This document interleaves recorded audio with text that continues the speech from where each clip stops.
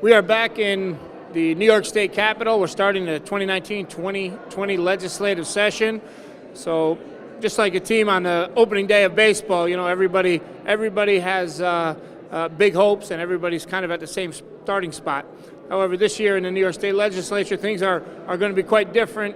You know, in the past, we had a minority in the Assembly, but a majority in the New York State Senate of Republicans who could, from time to time at least, put the brakes on really bad policy. Now we have one-party control, so our voices in the legislature as minority members are more important than ever. We need to take our message directly to the people. You know, someone said a long time ago, back in the 1900s, an Albany player, Samuel Tilden, he said, "No man's life, liberty, or property is safe while the legislature is in session." That was true then, I'm sure. It is certainly true now. We definitely have reform ideas that we want to put forth and try to change things for the better here in New York State. And we'll be talking about that as the session unfolds. But a big part of our job is going to be playing defense to stop bad policies. Having New York State be the only provider of health care coverage for all 20 million of us is an atrocious idea. That's a top-tier item here in the legislature this year. We have to do everything we can to stop that. I'll give you a perfect example of why that policy needs to be stopped. You know, I have a little girl. She was born with a heart defect. She had open heart surgery 4 times. Turns out that the Children's Hospital in Boston is the ideal place to treat that rare heart ailment. And she's doing great. She's in the 7th grade. She's 12. So we had the option to go to Boston and you know, have our daughter get the care she wanted. If there is a single payer in New York State, you think we're going to be able to keep the doctors that she has? She's only 12 years old. You know, she's going to live well into old age. And is she going to lose her doctors? I think she is. I don't even think they're trying to hide that.